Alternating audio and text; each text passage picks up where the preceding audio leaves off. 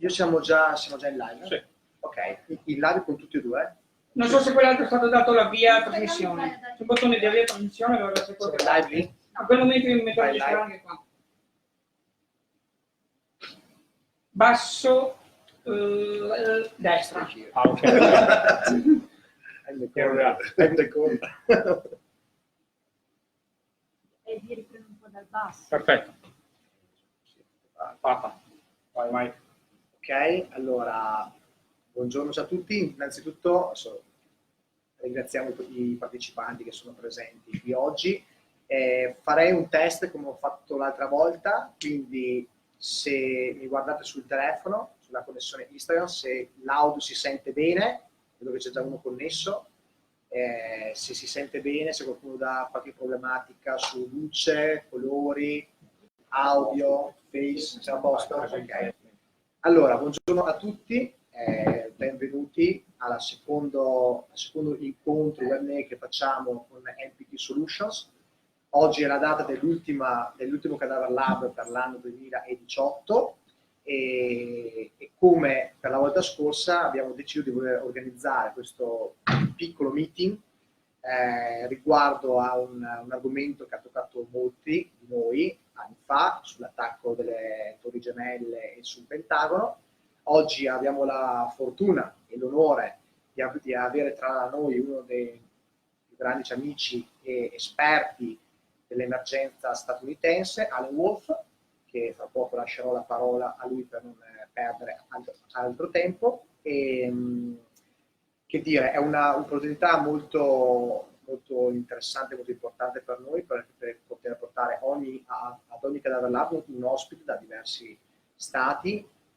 Prevalentemente abbiamo persone che vengono dagli Stati Uniti appunto perché sono comunque capostipiti di tutto quello che è l'emergenza territoriale e delle linee guida mondiali che poi vengono introdotte in Italia e in altri stati. Wolfe, vi do una brevissima introduzione, dopodiché lui si presenterà e parlerà in inglese di tutto quello che è la sua esperienza e l'esperienza che ha avuto sull'attacco del Pentagono. È un fly nurse, è un infermiere esperto in emergenza e urgenza, ha lavorato in pronto soccorso e al momento è il direttore dell'education per l'Air Methods. L'Air Methods è una delle compagnie più grosse americane che forma fly nurses e fly paramedics e lui è il direttore di tutta questa struttura per la qualità e per l'istituzione formativa di queste persone qua. Lascerei la parola immediatamente ad Wolfe che si presenta in English obviously. And Thanks a lot for your coming here, Wolfe, and you can speak about. All right. Great. My name, as you mentioned, is Alan Wolfe. I'm Director of Clinical Education for Air Methods. Air Methods is a company in the U.S. that has over 300 helicopter bases across the country. I'm responsible for 160 of them. Yeah. So as Director of Education, I'm responsible for recurrent training for all of our flight nurses and flight paramedics. And I work a lot with the 77 positions that we have. This particular topic is the Pentagon attack. It's an eyewitness account to obviously a major disaster in our country, the biggest ever. The view I'll take for this particular lecture is that I was at home when it happened, and the plane almost hit my house. Number two, I went down to the Pentagon to see what was there. And three, because I was clinical nurse specialist of the trauma unit, I went to the hospital where all of the patients came. So I can give you a view from all three angles of what happened on this day and how it affected the U.S. and how it affected emergency care from that time on. I'm gonna hit the clicker. A couple of objectives here. I'm just going to go over the basic triage structure of the Pentagon and having a simple plan. We're going to talk about just burn resuscitation generally because most patients were burned. We'll talk about the importance of a simple plan. And then, of course, the last one here is talk about describe the injuries of these patients that came in this day. But first, before we go forward, we have to take a look backwards. And so I'm going to show you a quick video from here. So go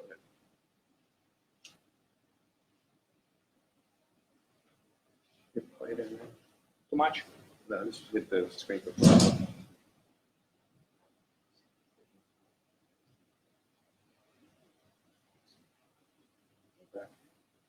That's a video.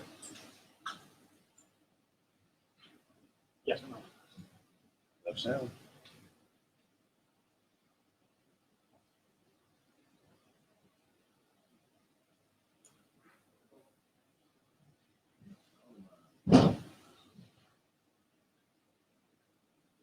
Sound check, sound check.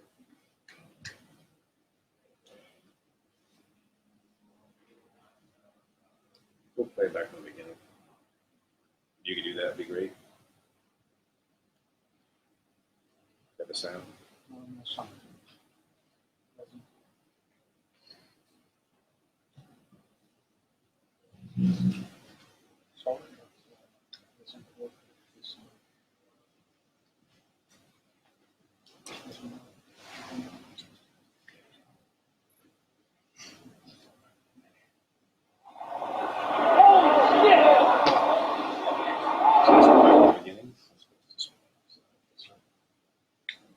I do solemnly swear To support and defend the Constitution of the United States.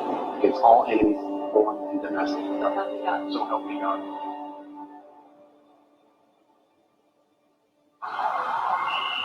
And up comes the picture of the World Trade Center tower with a huge, smoking, gaping hole in it. And I sing live shot there. That is the World Trade Center, and we have unconfirmed reports this morning that a plane has crashed into one of the towers of the World Trade Center. CNN Center right now is just beginning to work on this story. Two of us stood up, probably caught the last 5-6 seconds of flight of the first plane flying straight into the North Tower. Oh, shit!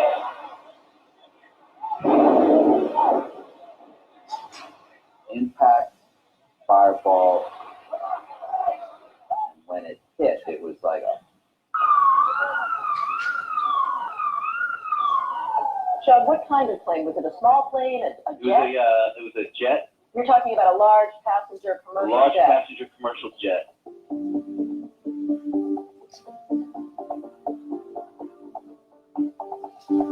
I thought it could have been an accident.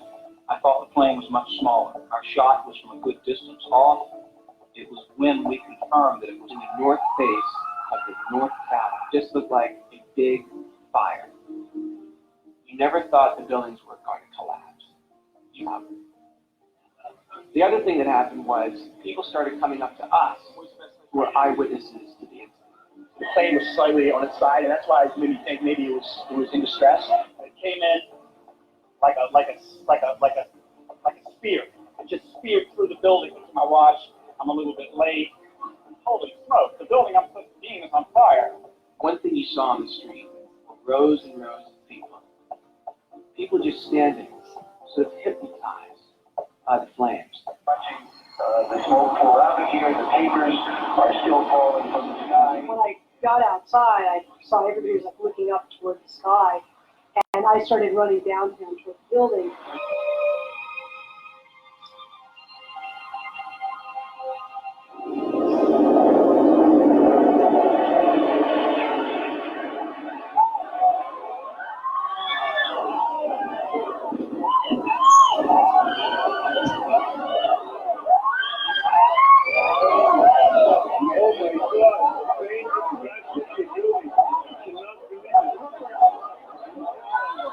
At first I thought I had dreaming. Oh my God, this doesn't happen.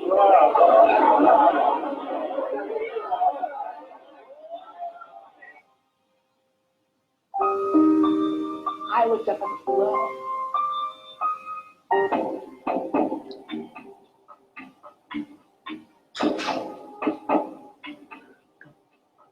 I mean, it was like a cruise missile with wings, went right there and slammed right into the Pentagon. Huge explosion, great ball of fire, smoke started billowing out.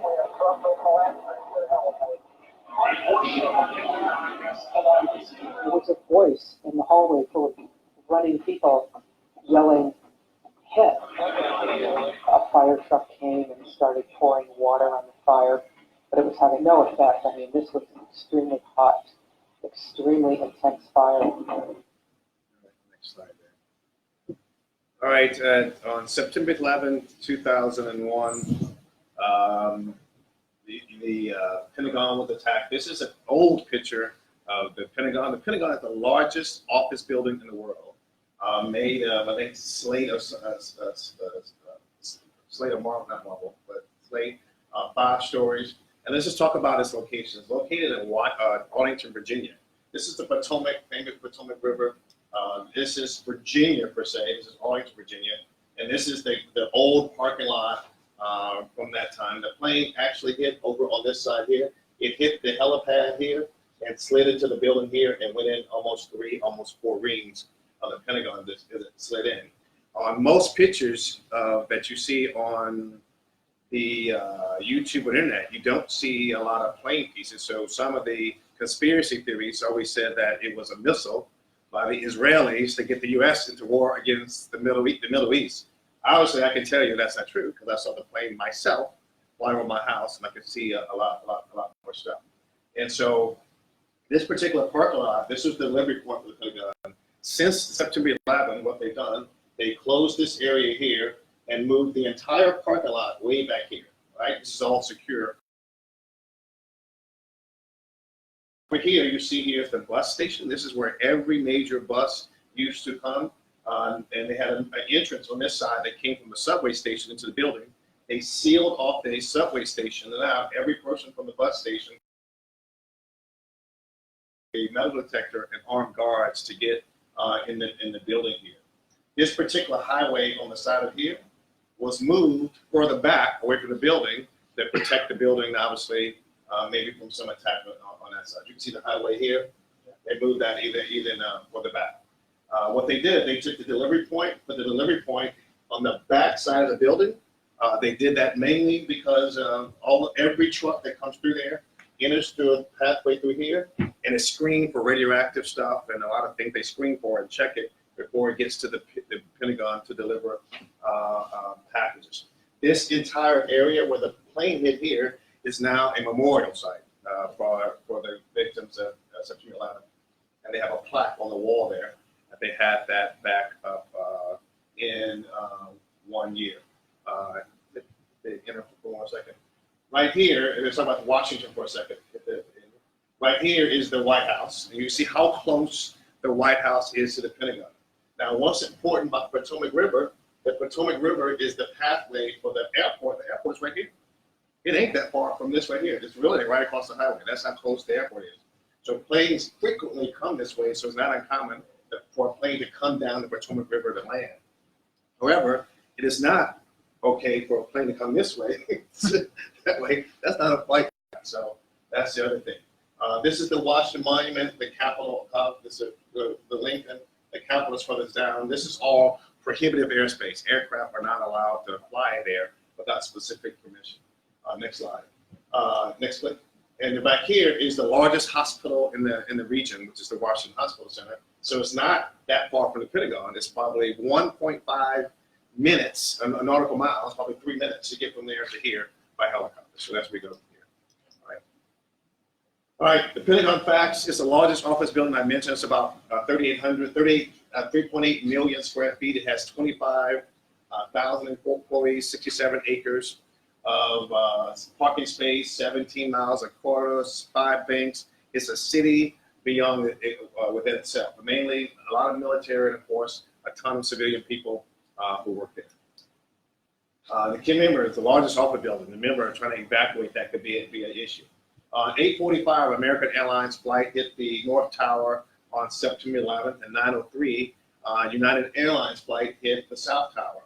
At approximately 9:43, American Airlines flight hit the Pentagon's West Wing in that portion that I just showed you. This is pictures from the security camera that focused on the helipad, and even something that quick, you still didn't see a plane come through the skid. So if you go back and hit again, go back, and then hit again, play it again, you'll see, you can't even see a plane. It goes by so quickly when it hit the Pentagon. This represents an aviation map, the next slide here, and I'm going to just talk about this. This is just the prohibitive airspace. This is where the White House is, the Capitol, and the Washington Monument. Over here is the Vice President's residence, so that is prohibitive airspace. You just can't fly over that one. If you go to one click here, right here is where the largest hospital where the helicopters were stationed at the time, and this is National Airport. Click the next one here. This is the Pentagon right here. This is the National Airport. That's the flight path that most planes take to get to the airport. Some planes enter from the toward the north, land toward the north. If they come up this way, but a lot of them come follow the Potomac down here. If you're a helicopter, as we were, we would have to fly through here. We would have to fly less than about 300 feet because the planes fly over. You had to fly up one of the planes to get over to Virginia. This is Washington, D.C. This is Virginia. And so the Pentagon was here. My house is right here. My house that I own was right here. That's how close I was to the Pentagon. And so this is pictures actually from the Pentagon right here. You can see U.S. Park Police. Notice that this person here is lying face down. Just about every patient that came to us that day was face down because they burnt in your back. You think about an explosion of a building, you turn to run, it's fire, your back's burned.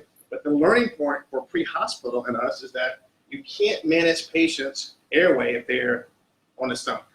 You can't do it. If they're respiratory arrest, it's dead weight. You're trying to get to intubate somebody. And so the lesson learned for pre-hospital was to how to do that. You can let it run. It goes by itself. As I mentioned, I was off that day on my deck of my house in the Pentagon, talking with a buddy on the phone about New York. I was saying, oh my God, look at what happened in New York.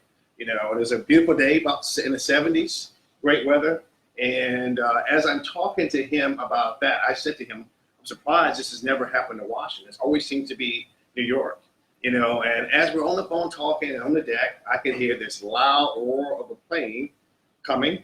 I hear it louder and louder, and it was so loud and so low, it was a plane, that I thought it was going to hit my house. I actually got down on my deck, and as the plane flew over, I could see the faces of the people in the window as it flew over the house with pretty rapid speed and went over the golf course. And I said, oh my God. But my buddy said, what was that? I said, I think a plane was at the house. I don't know what to do, right? And so I hang up the phone, and then I live near a golf course. I didn't live on the good side of a golf course. You know, I lived on the bad side where the balls come in the yard. And I could see the black smoke bellowing after the plane flew over the golf course. And so I thought the plane maybe crashed in the golf course. I know what happened. I saw black smoke. And so within minutes of that time, I saw the news report that said it was a plane that crashed at the Pentagon. And I knew that they were going down to the hospital where I worked. And so I jumped on my bike and I headed that way.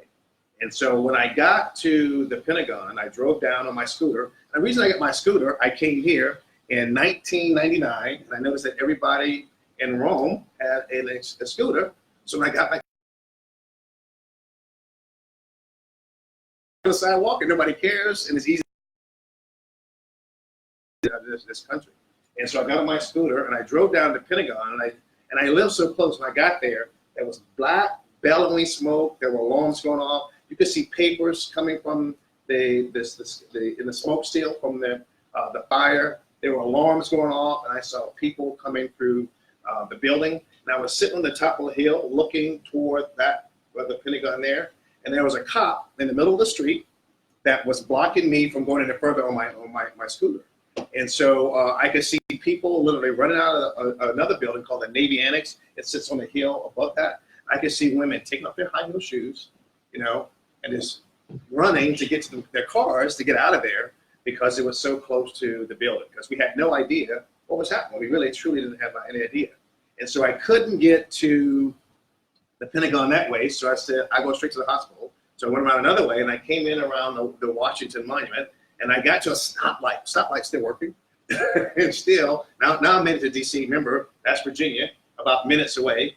And at the stoplight, I can see people in their cars, tourists, with their maps out, looking at what they're going to do. They have no idea, just over the river, that a plane has hit the Pentagon. So with no way to communicate with the tourists who were walking around the city.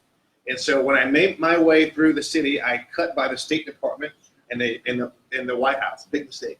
But when I went by the White House, and when I went by the White House, the not Secret Service, but the I guess Secret Service, they had already put on their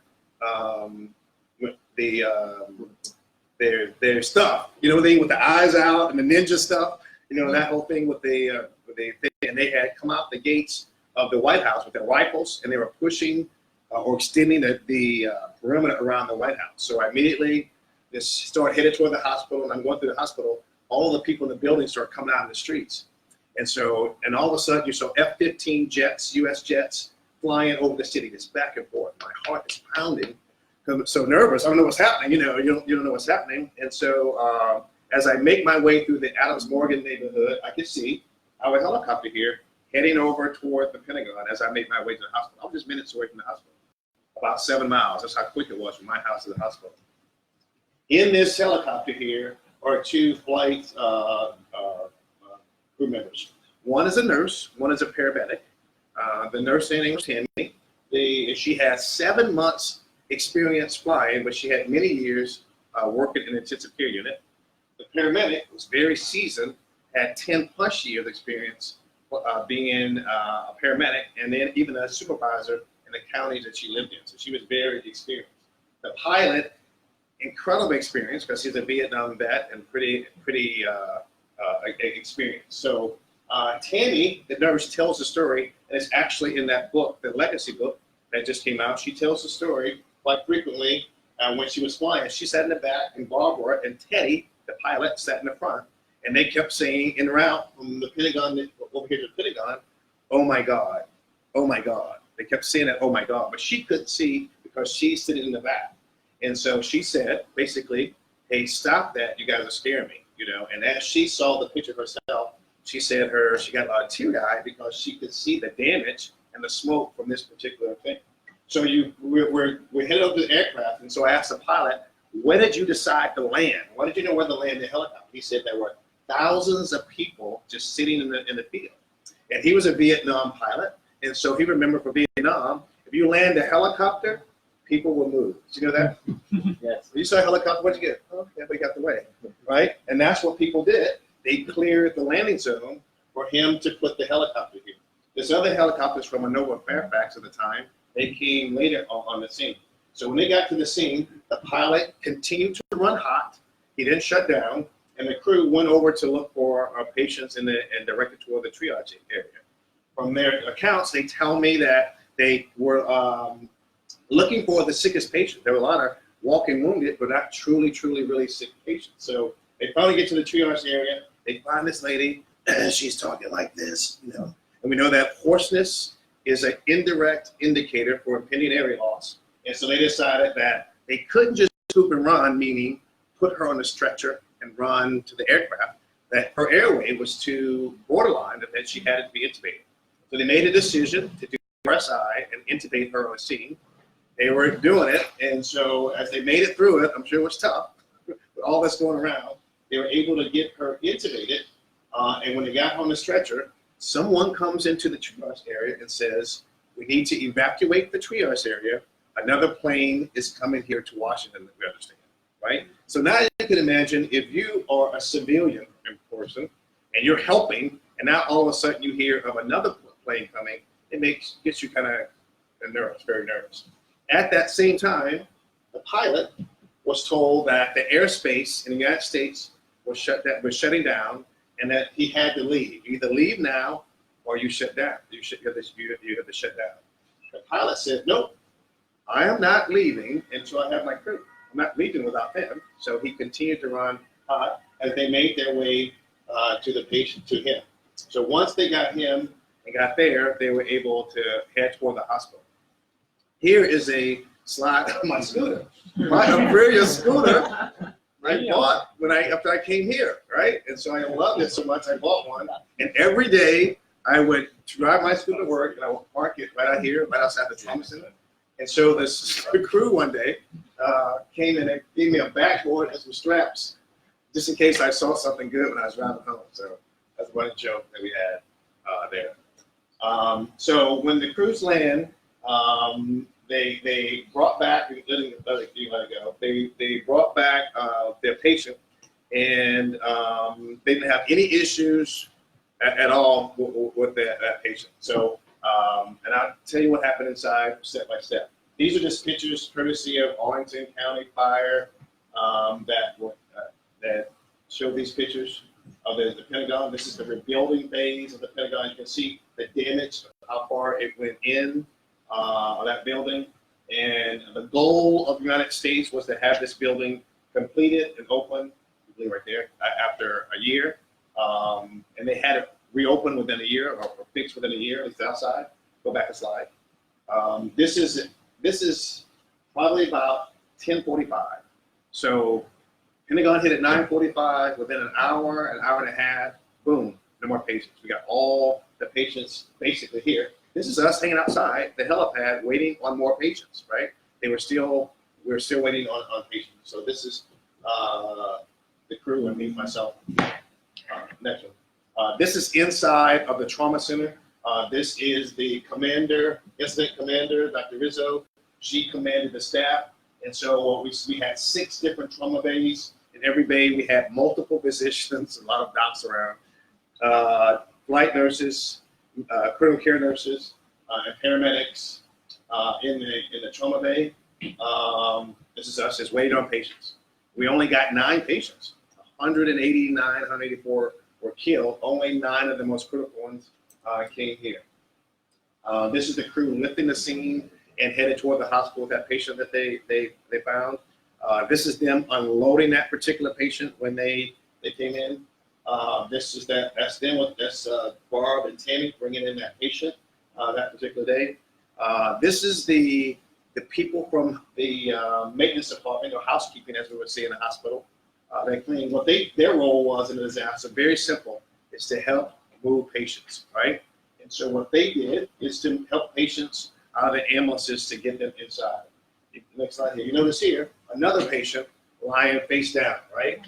Because the burn's on the back. You can't take care of a burn patient face down just because their burn is burned on the back. So a big learning lesson for us in pre-hospital. This is actual sites from the patients in the trauma center. This is a nurse who did the flight Tammy. This is me right here. This is admitting patient number 3 that came in. This is Dr. Sava. Dr. Sava, it was his first day as trauma director for the hospital. He said to me after the first patient came in and left, he goes, "Is it like this every day?" I go, "Oh yeah, oh yeah. That's how we roll here, right? It's the same thing, right?" And so you can see multiple people. Security responsible was for getting people's valuables, right? What valuables they had on them and securing those. And you can see all the people. Like this in every trauma bay, it was like this with all the people. That's it. All right, this is another room. This is Barbara. She is the paramedic. You can see multiple people trying to take care of a patient, cutting off clothes. So all hands went on the particular patient. All right, these are what we did initially. The first thing we did is a primary survey, airway, breathing, circulation, right, to make sure that there was nothing that could kill people. Second thing we did was something called tympanic membrane. Any blast, injury, or explosion, you look for rupture of tympanic membrane. X-ray, what kills patients? There's 6 things in the chest. One of them big ones, the tension pneumothorax. We want to rule out that there's no issues with the chest. We followed that with a quick fast of the belly to rule out, obviously, any abdominal things. And then most patients were burned, right? And we started the whole burn calculations and fluid resuscitation. We had a burn nurse there to make sure that we did it right, because fluid resuscitation is a big deal. And then the thing that everybody got is ascorbic acid, right? We give vitamin C or ascorbic acid to all of our patients.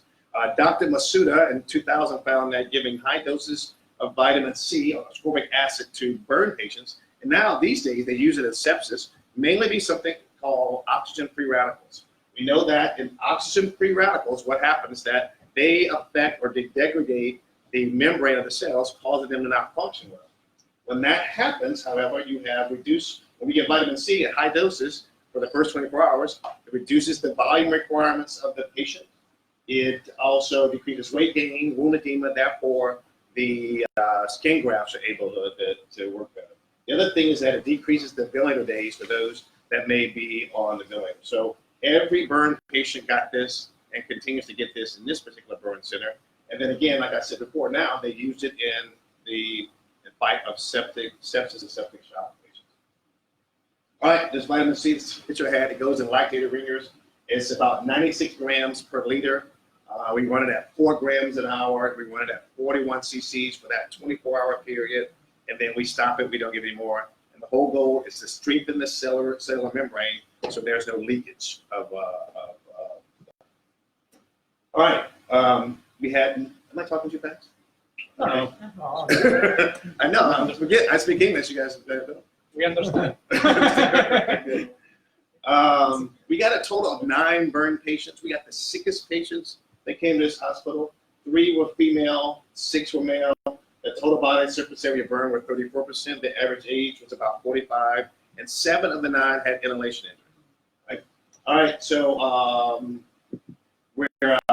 we had made initial contact to the ABA. The ABA had control, not controls, but they have knowledge of where all the beds are in the United States when it comes to burn. Burns is very high specialty, right? And so at 11 o'clock, we made initial contact with them. And at 5 o'clock, they told us we had 500 burn beds around the country. Remember, it's not just D.C., Washington, D.C., and the Pentagon. It's also New York, right? It's also that plane that crashed in Shippensburg, Pennsylvania, that happened all on that same day. At 9 o'clock, they told us we had 1,500 beds. And then, of course, we needed information on medevac capabilities, moving patients. Remember, the FAA, suspended flying. So how do you move patients to these beds when you're not allowed to fly, right? None of the civilian people were allowed to fly without special clearance or escorts by the military. We made initial contact with FEMA to start with. At the time, we had a nursing shortage, and so FEMA was able to help us to get us nurses to care for these people. What is it? Oh, FEMA stands for the Federal Emergency Management Association, I think. So in disaster management, that's what we contact. All right, this is where a pic diagram of the Pentagon. The black represents the second floor. The only patient that we got from the second floor, remember that's 5 floors. We didn't get anybody on the 3rd, 4th, or 5th floor. So either there was nobody there or they were killed in it, so high to the ground. This person on the 2nd floor was in the bathroom. We all know the bathroom is the safest place, when it comes to tornado or anything. The bathroom is pretty fortified, right? So run to the bathroom or the stairwell. And the 1st and 2nd floor is where, 1st floor is where everybody else was found, right? And so most patients have said this, and this is public knowledge on YouTube, that they heard an explosion. When they got up, they saw the smoke, the black smoke, and they had to find their way out of the building. How did they find their way out of the building? By using their hands, their hands. And some would see the specks of light and go toward the window, and some of the windows would be blocked, and you saw people on the outside trying to break windows. And so that's how a lot of people got out, by using their hands because they couldn't see because of the smoke. All right, this is a review of each one of some of those patients. Patient 1 was a 50% total body surface area burn, or 16 procedures, 2 months of ICU time. And this is about the diagram here.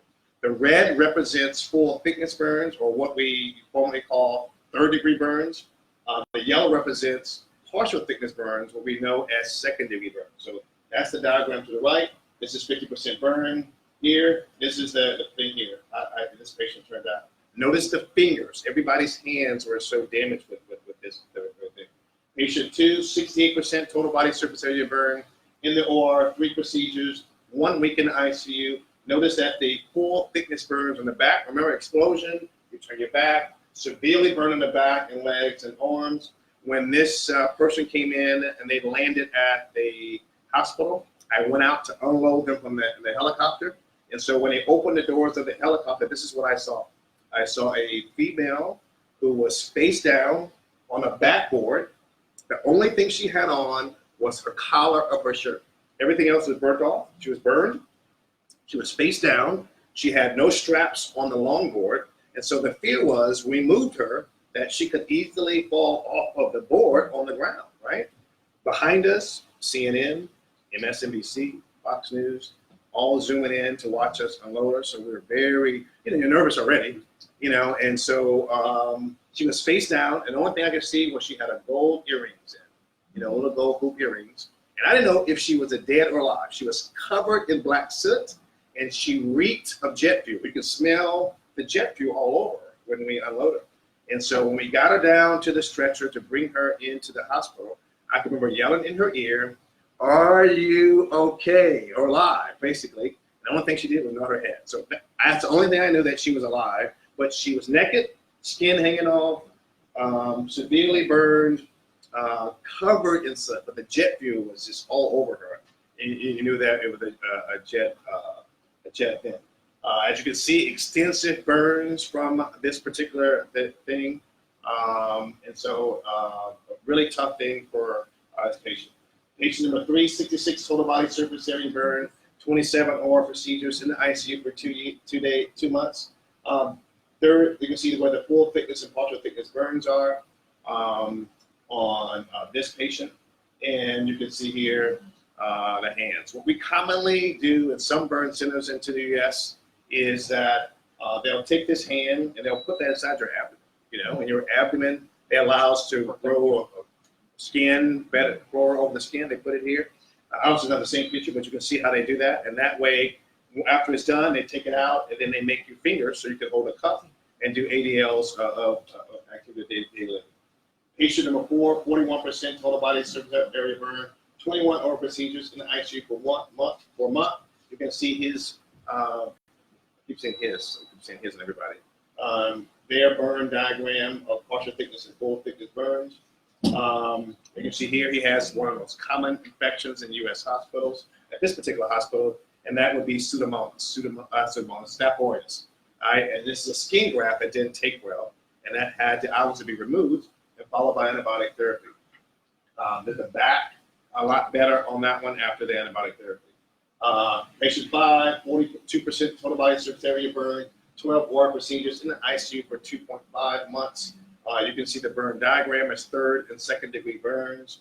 You can see here long ICU course for Medicine patients. This is old school. These days, they have much advanced beds that do all these things rather than a rotor vest bed that you see here. Patient number 6, 32% total body surface area burn, 3 OR procedures in ICU for 16 days. You can see that burn diagram there. Long ICU tubbing, as you guys know from burns, to cleanse their skin and obviously dressing changes. Patient number 7, 22% burn, 5 OR procedures in the ICU for no days.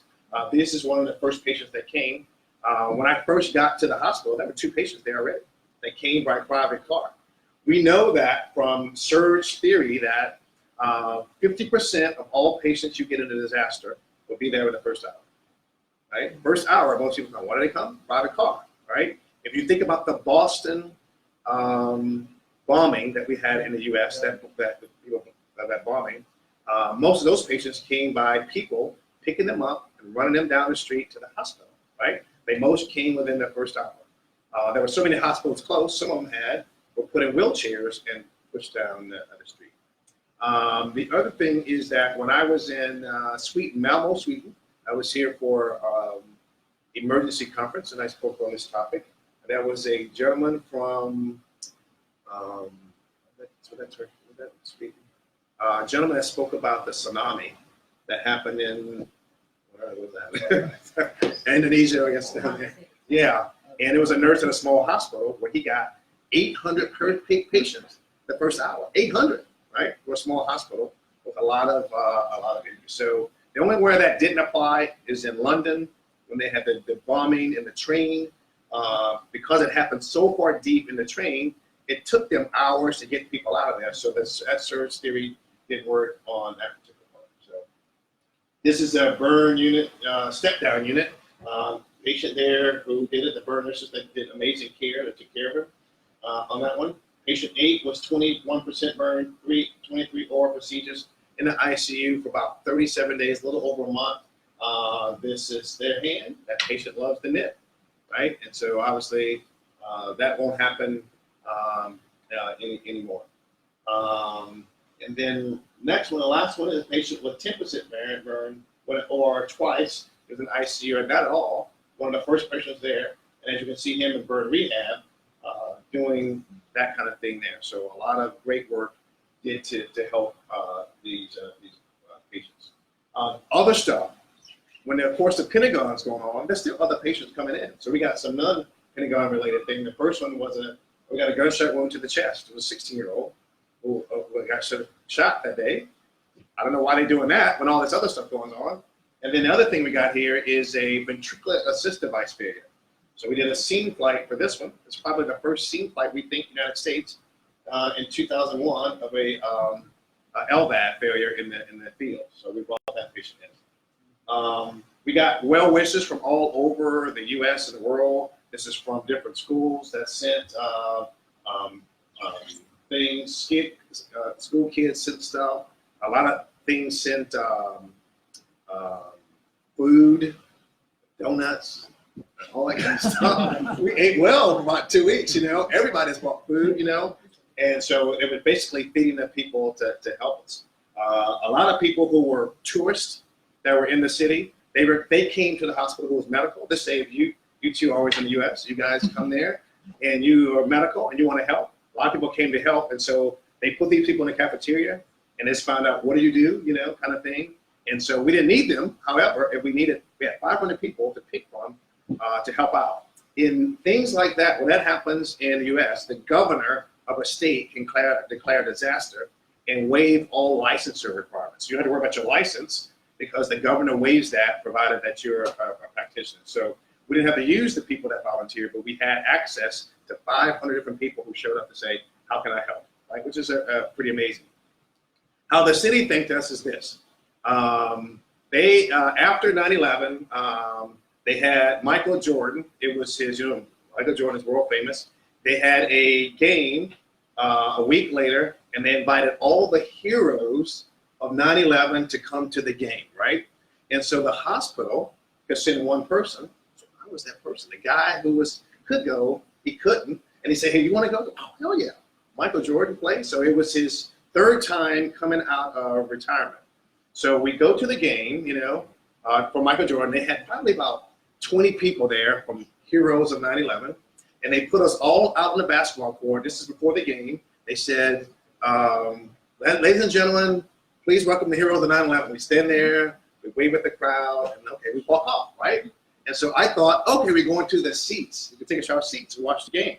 And so we go behind the stadium stands, and they start for the music to go down low, and they start to bring us out on the court now, and they putting a 9/11 hero between each of the players for both teams. It's Washington Wizards with Michael Jordan and the Philadelphia 76ers. And so they're putting them out, bringing us on the court. My heart is pounding because I didn't expect that. I just thought it was to stand there, you're waving up the court, right? And so they're bringing us out on the court, and sure enough, they're putting each person within somebody. And where do I end up? Right next to Michael Jordan. So here I am, standing next to him.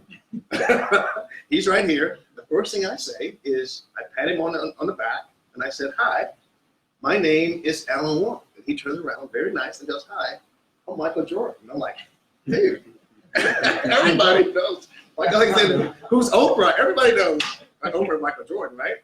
And so in front of him is about 60 photographers. And they're just, I mean, he's like this the whole time. He's looking down, and he's taking pictures. And so I say to him, man, this is crazy, you know, these pictures. And he just, head down, he says, man, I'm just a famous basketball player. He said, what you guys do is amazing. Who knew Michael was that touching? You know, you made a connection, you know. And the next thing here is with Michael is, you know, they take all the pictures, not one of the pictures. So you see me standing there, and I just lean into his light right there. They're able to get the picture.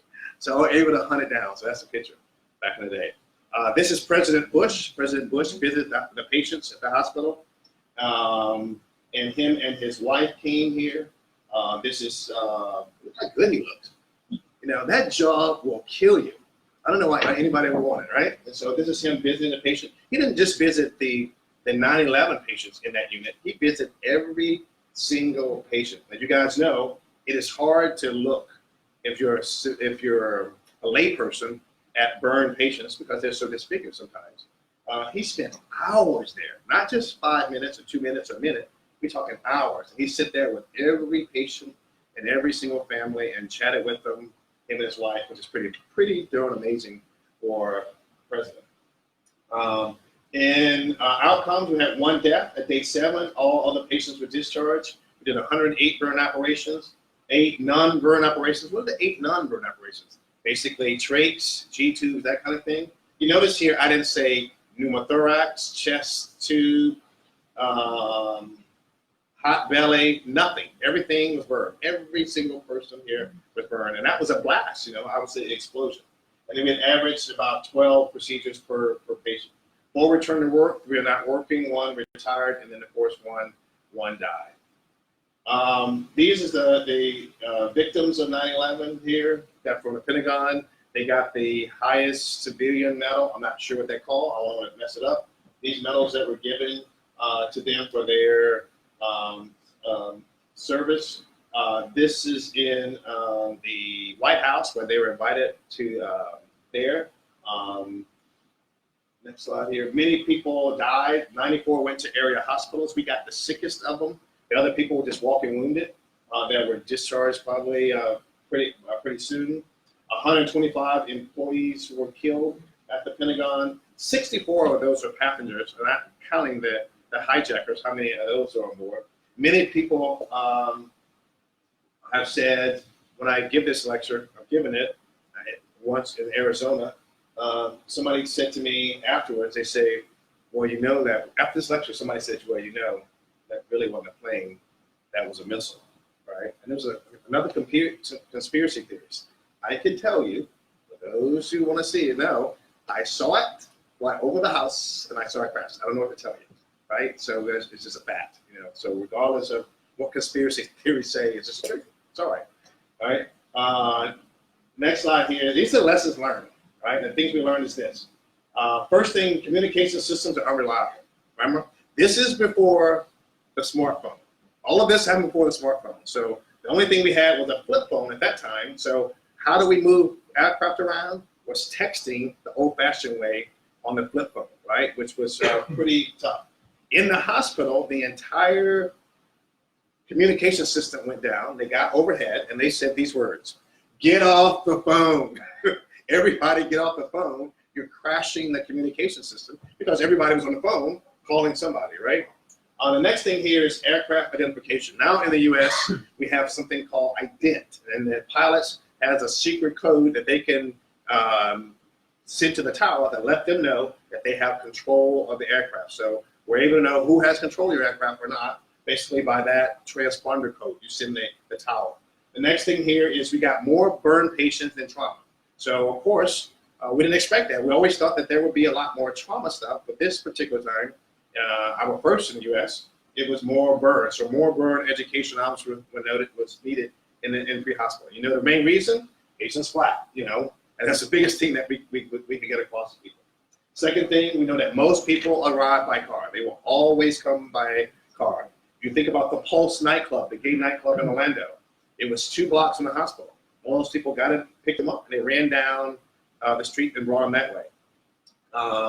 All the most recent shootings in the U.S. all came by private car. The one in Vegas with 500 people injured, those people all came, most of them came by private cars.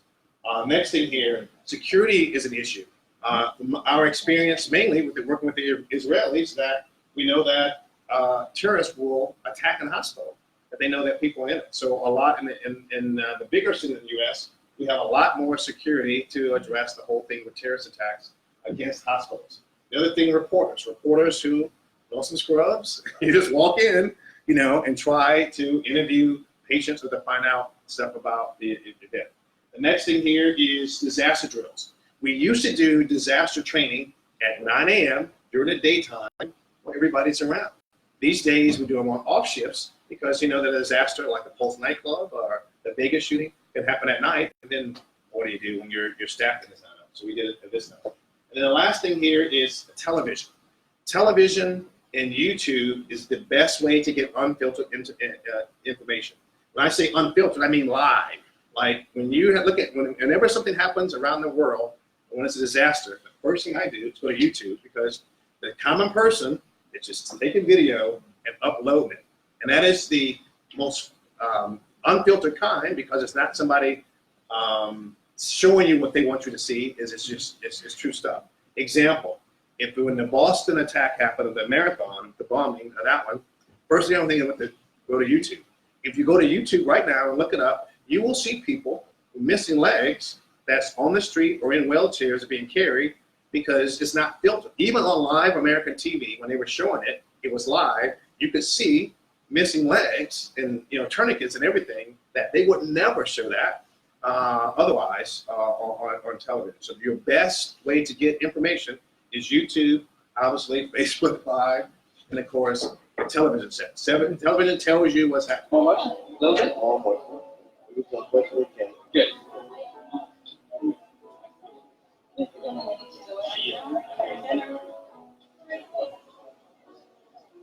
How are you doing?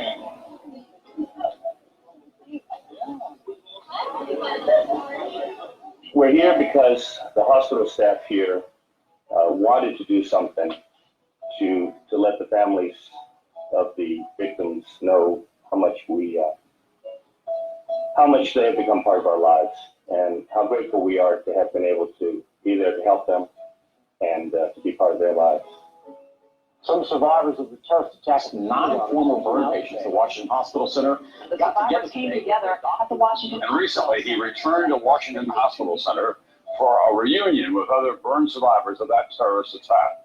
On September 11th and the days which ensued, we at the Burn Center at the Washington Hospital Center had the opportunity to salvage something good from an otherwise bleak and tragic situation. We and those nationwide who supported us were able to do something other than sit and watch the endless reruns of the attacks on our nation's icon. We'd like to direct our attention now just briefly to what you see before you, the patients that are here with us. Each and every one of them took time out to write a personal message to the president. And, when the patients arrived, we really didn't know their personalities. We were just struggling so hard to keep them alive. But over the ensuing months, each and every one of them blossomed. We learned who they were and what their personalities were. And it's just touching for me to be able to read these individual messages and see those personalities again. Please deliver to the White House. It's a special place, Washington Hospital Center, and I've always said that during my life, I'm 30 years old, that angels have been a force and a presence in my life. And I'd like to address the doctors and the nurses who work here at the hospital center, and especially at the burn unit. For surely they are angels. I want to thank each and every one of you all of the workers at the hospital center, all of them that I came in contact with. I want to say thank you, thank you. I consider myself not lucky but blessed, because not only did I survive the attack, I was also sent to this hospital. I'd like to share with you a song that was played for me while I was in the intensive care unit. And I had burns on 42% of my body, and the worst of which were on my arms. And I had a severe infection set in. And I also had ingested jet fuel when Flight 77 crashed through my space. And I had severe lung damage. Because of the infections, they couldn't place skin on my arms, and I had to, like many of us up here, endure what we call dressing changes. And for 4 times a day in initial stages, the careful nurses and doctors would remove our dressings and scrub our wounds. And for me, that meant scrubbing my arms and my hands. And for weeks on end, I had to strive and survive without skin. And I can't tell you how painful that was. But this song I'm going to share with you now was played for me during those great times of pain. And it brought me hope and faith. And I'd like to share it with you today.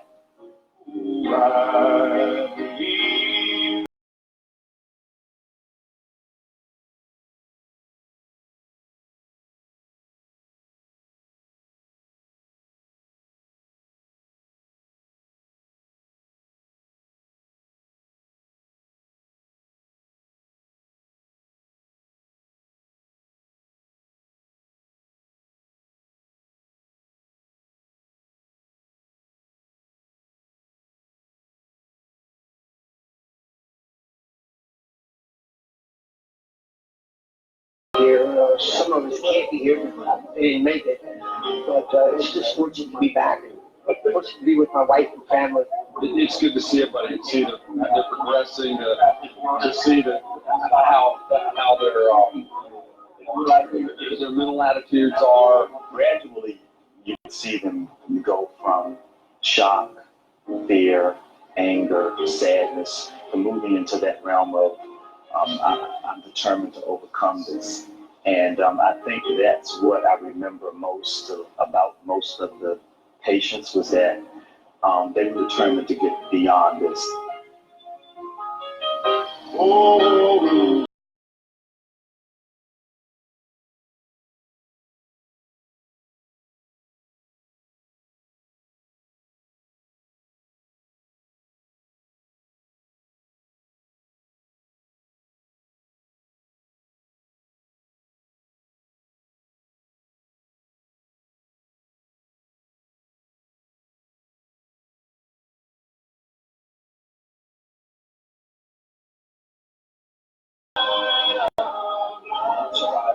Survivors, not heroes.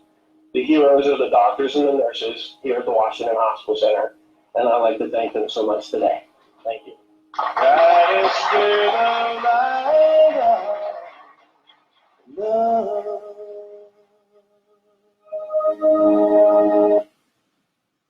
All right. Special thanks for those people here that allowed me to see those pictures, those video. And then, anybody have any questions? Any questions?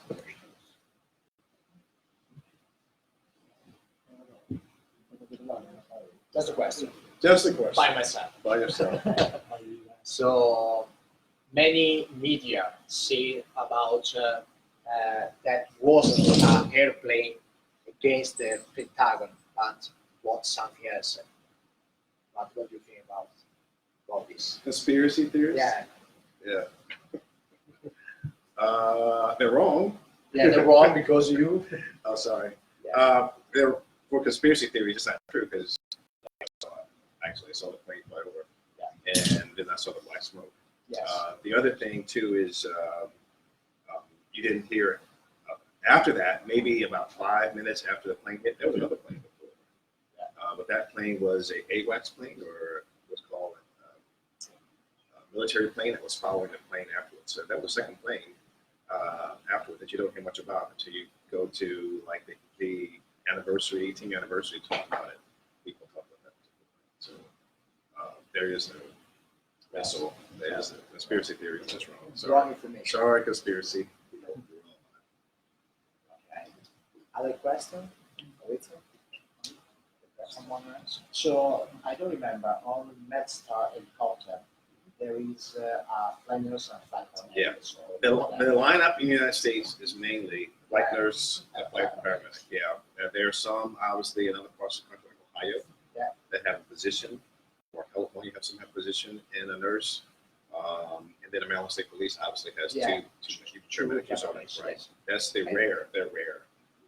The dominant thing is a flight nurse and a flight paramedic who do like 95, 98% of all of them in the U.S. on that.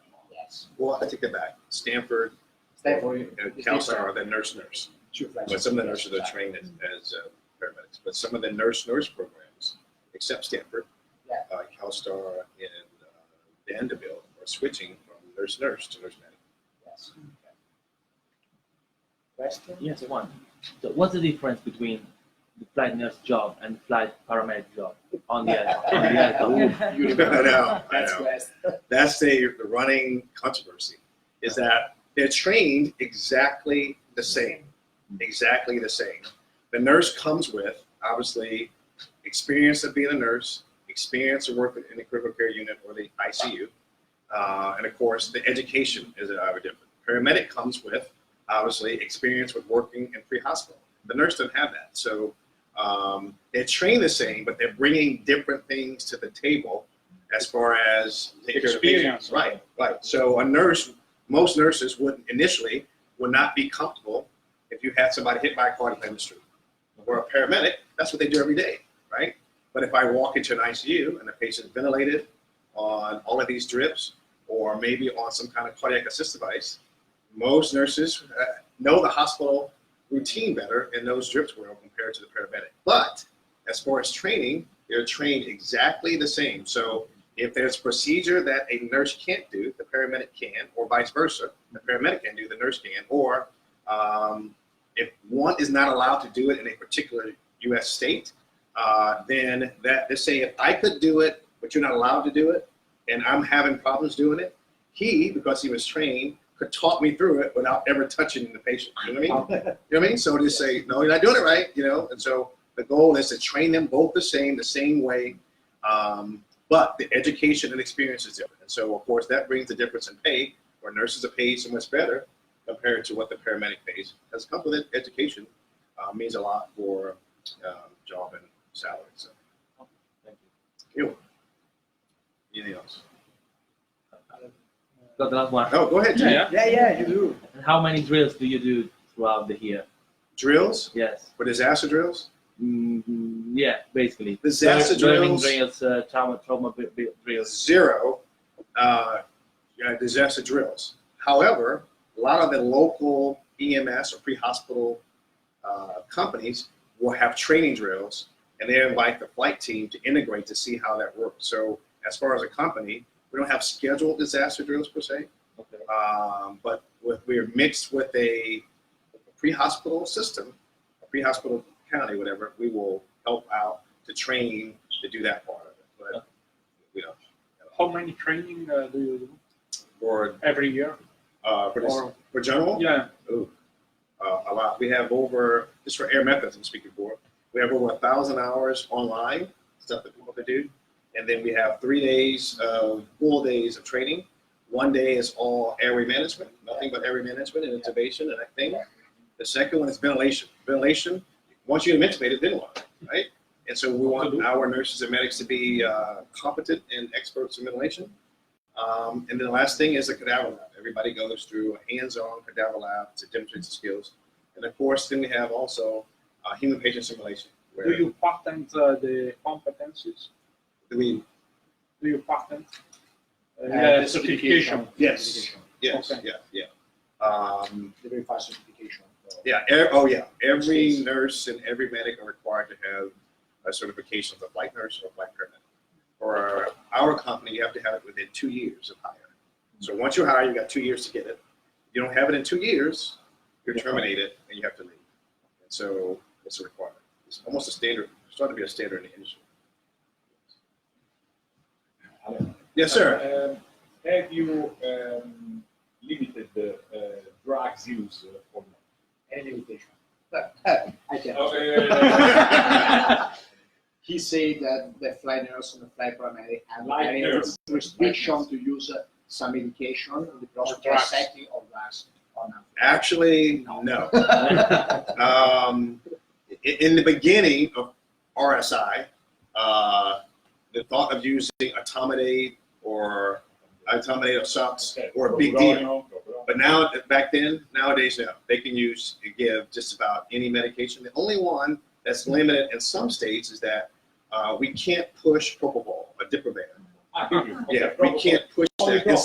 Some states, we can't push that, but we can drip it in from a drip. Okay. You can drip it, but you can't push it with the thing. Yeah, bolus. Bolus, right? Okay. No, not bolus, but in some states. Yes. Yeah. In alcuni stati possono solo fare il drip. Most of the drips. E non è push, no. Anche se Accommodate, yes, RSI we can, yes. So all the other drugs that we can't. Why? Propofol. No. I don't know. Michael Jackson ruined it all. No.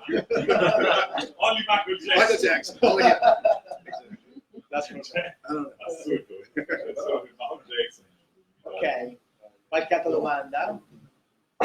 Fare poi, giusto per concludere un po' questo meeting, parlo I speak in Italian language. Allora, tutte le domande per chi è presente qua, che sarà presente anche al corso, chiaramente Alle sarà presente tutto oggi e domani, quindi e alla cena di questa sera chi sarà presente, quindi poi parleremo ancora di questo ambiente, di questo grande mondo. spendo una parola in più perché sono 4 anni che spendo le mie vacanze per andare negli Stati Uniti e ho volato ormai in diversi dipartimenti grazie anche a Allen. E come ho visto un po' in questi video che ho rivisto qua oggi, è un mondo un po' particolare da cui bisognerebbe prendere un po' più spunto tutti gli stati. Io lavoro già in Svizzera, quindi conosco bene la Svizzera, o comunque abbastanza, conosco bene l'Italia, ho lavorato in diversi posti. Quello che io trovo negli Stati Uniti al momento non lo trovo da nessuna parte, per un semplice motivo, non perché loro siano più bravi di noi, non meno bravi di loro. Loro hanno la voglia di mettersi insieme e di, come ha detto prima, il goal è il paziente. A me non interessa che Fabrizio sia un paramedico, che io sia un infermiere esperto o che lui sia un medico, ma chi sa fare fa. E questo viene riconosciuto da tutti, tra infermieri, tra medici. Io vedo spesso la gente durante questi corsi mi dice: ma quando hai portato dei pazienti nei trauma center grossi negli Stati Uniti con queste figure, com'era il rapporto medico-infermiere, infermiere-infermiere? Ecco, è un qualcosa che non ho mai visto da nessun'altra parte, a parte che là. C'è un rispetto pazzesco, ma non un rispetto perché il Stato dice che, non so, il paramedico può fare questo. A loro non interessa. Il paziente arriva, è in modo corretto, sono fatte le medication corrette e tutto, e c'è addirittura un battersi un colpo sulla spalla. Io ormai per 4 anni che vado là, volo tanto, ne ho visti tante, e vi assicuro che è una cosa che effettivamente manca. E penso che, l'ultimo spunto di chiusura, che per il nostro Stato, visto che qua siamo tutti italiani, è una cosa che dovrebbe far riflettere molto, perché secondo me al momento siamo completamente fuori strada e dovremo riallinearci, essere un po' più umili invece di dire sempre: ah, ma tanto io so tutto, perché io ho il master, ho la laurea di 10 anni, ho la laurea di 5 anni. Dovremmo essere un po' più umili tutti e dire: guardiamo chi magari ha fatto un qualcosa, non dico di meglio, ma l'ha fatto prima. Valutiamolo, parliamoci, troviamo un confronto e creiamo un sistema. Al momento io credo, e lo dico già online, dove tutti ci stanno ascoltando, l'Italia è veramente fuori strada. Io spero che grazie a queste piccole cose che introduciamo possano dare un stimolo, sprono e stimolo. So thanks a lot, Alan. Thank you for and appreciate it. amazing. Switch off. Okay. Grazie.